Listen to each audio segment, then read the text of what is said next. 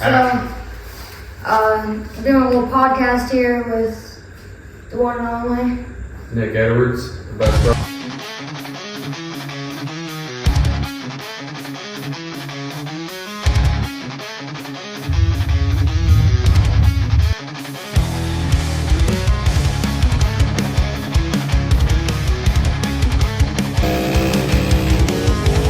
The best brother that Bentley has. Hannah's the second best brother. I guess you want. Yeah, she calls me. That's just all the time. So. But we're gonna do kind of see what his backstory is on his racing, like his life in racing and the Regal. What kind of got you started in racing? The guy back there.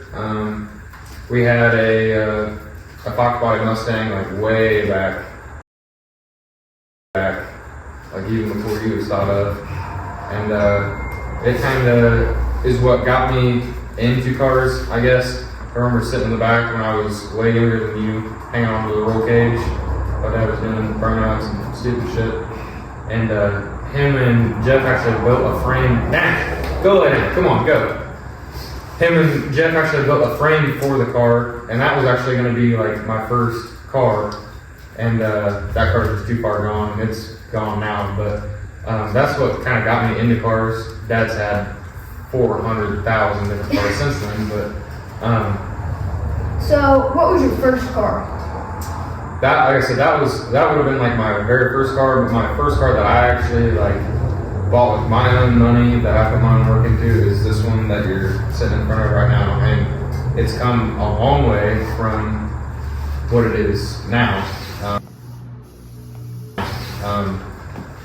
When we first got it, it was all blue, and an old man had it in Urbana, Ohio. It was like, what was it, like a 4 or 5 hour drive? Yeah, quite a long way. And I was truck got 6 miles a gallon. Yeah, I was 14 years old. Dad had, I think, the 75 Cutlass at the time, not the Cutlass. Well, we had that in the 75 Camaro, and I really wanted a Monte Carlo SS or an El Camino, but the price on those things are ridiculous, especially now. But back when I was in the car for 8 years, and back when I was looking for one, I just didn't have the money, and so I found this one on Craigslist during school. Probably should have been more focused on schoolwork, but I found it and I sent it to Dad.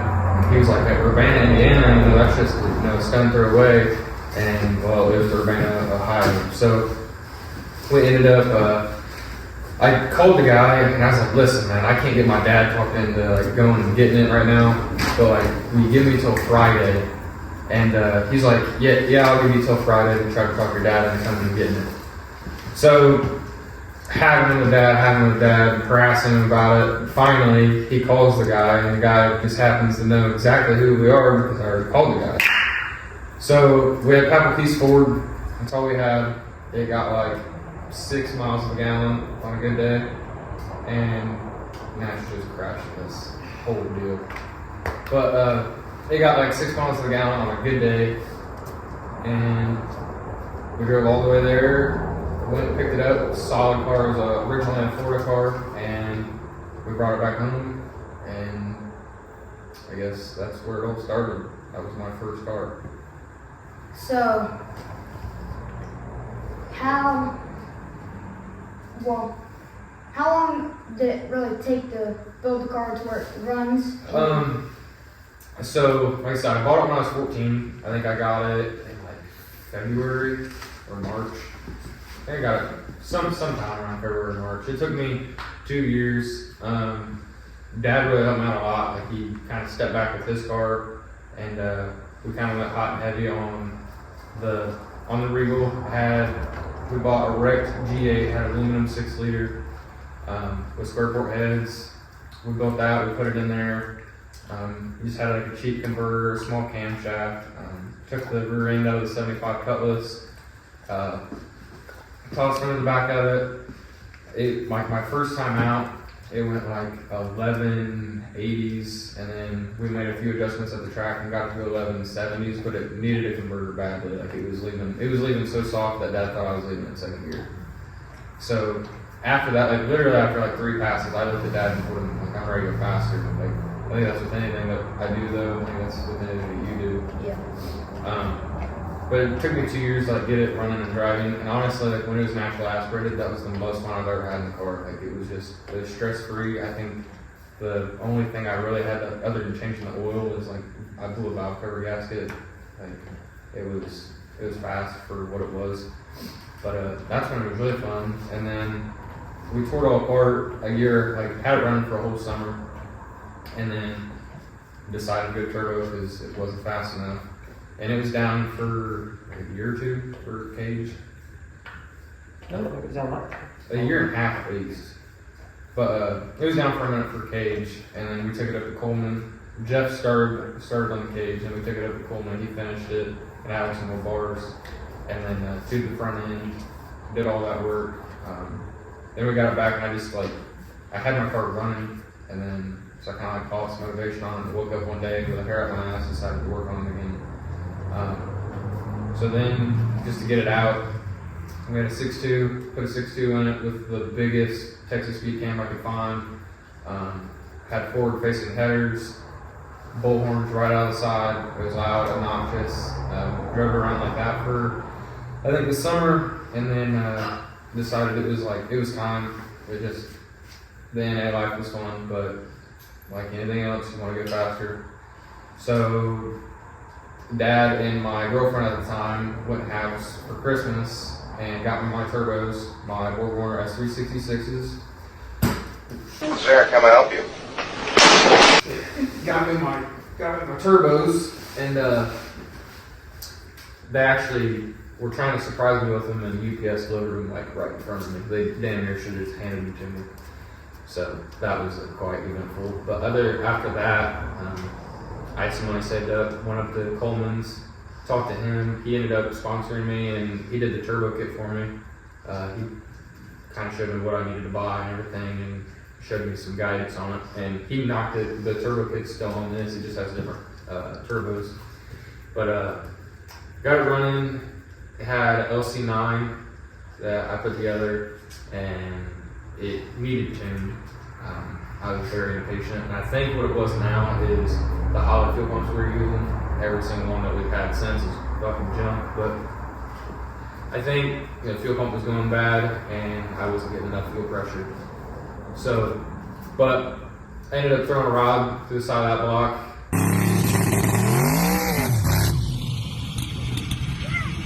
It is actually in the Chevelle for mock-up now, so that's a cool little story there. So parked it, and I had full intentions of buying a house after it blew up, and I just wanted to be more of an adult. And then some things happened, and I wanted. How's that working out for you? Yeah, it's not. But I wanted to park it, like I said, and then one thing led to another, and I just wanted to go ahead and get my car back out. So we had an Iron Box 6.0. I put it together. It really needs freshened up. It could use some cam bearings, probably some rings. But put it in there, drove it around for a little bit, ended up hearing a noise. Come to find out, someone blew it up and didn't tell me, but story on itself. That's why he's not looking at us right now whenever I said that. What happened? Yeah, when you blew my car up, you didn't tell me. But anyways, long story short, I fired my car up. That's looked like it was in the same spot as where I parked it, and it was making a noise. So I go inside, I tell Dad, it's making a fucking noise, and I'm sick to my stomach. I'm making $15 an hour, and I'm trying to afford this car that I can't afford. And luckily, we have 40 motors at the Edwards LS farm. So he's like, take that 1.6 liter, tear it apart. So Bush Fan, one of Dad's buddies, he come over, helped me put the cam bearings in, and Dad was driving on the road at the time. And at this time, I switched jobs. I went to EMB paving and was paving roads. So I was working long days and 6 days a week. So it's literally whatever time I could get home, or if we had a rain day, like I was working in the car. and put the motor all back together by myself. Dad told me to wait, but I couldn't. I was anxious. Fired up, that thing had killer oil pressure. It sounded good, it was so smooth. And after we took it up to Chris Beischer, he tuned it, and the fuel pump had taken a shit again. So after buying a $2,500 fuel system with the pump and the filters and everything, we got it tuned. But dude, we ran the hell out of it on 4 pounds of boost. We won like $300 or $400 on the street. Raced a Corvette.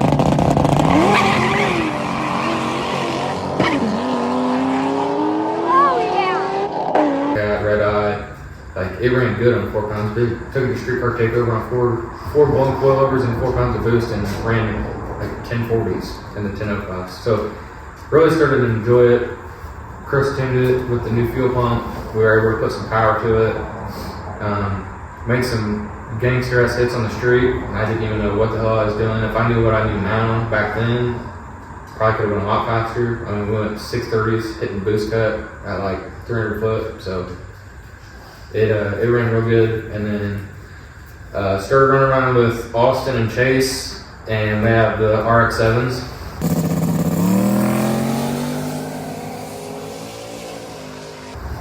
And I'm just driving into Marion one day because I lived in Wabash, and they called me and was like, "Do you have $1,500?" And I was like, "Yeah."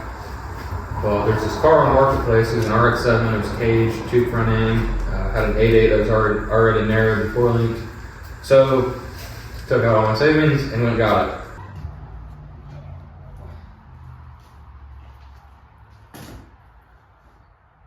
And trying to manage one car is pretty easy, but when you try to manage two at the same level, I guess, it's definitely way more difficult.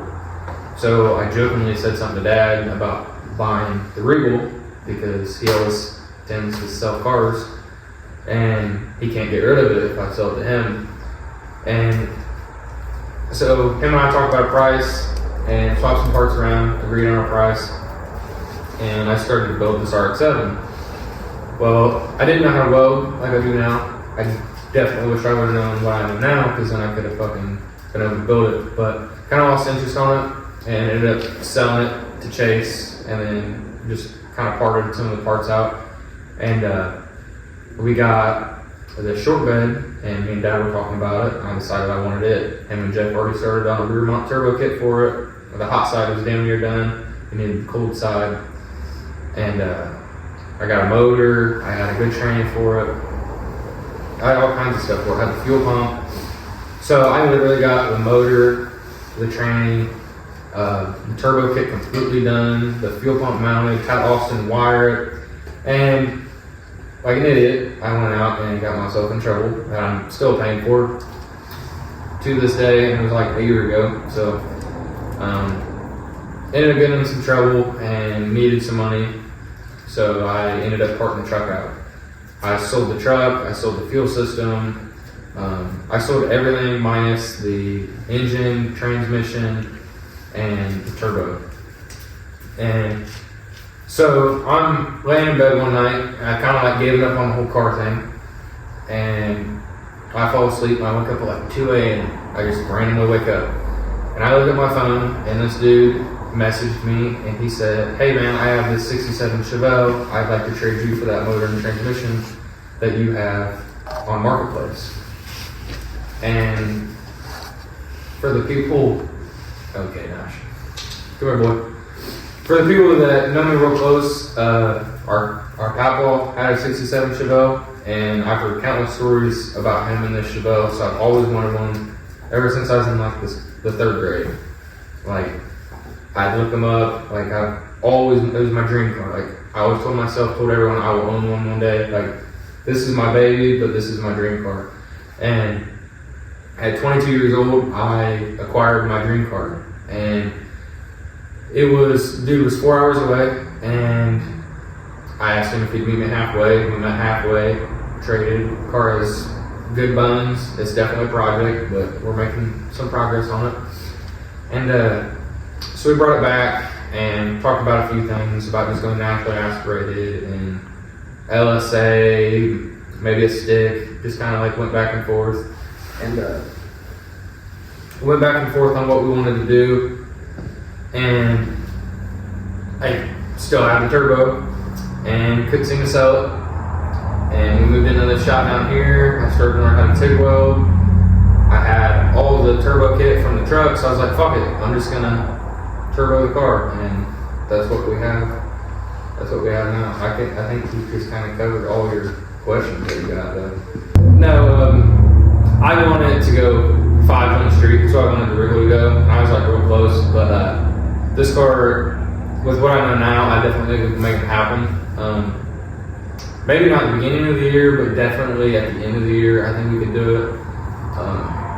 But it's an 85, 88 Force Performance Turbo. We're gonna have you're letting me use your 5.3 so we can get it rolling. I got a transmission, all my electronics, but I got myself in some trouble, so I'm like set back a little bit.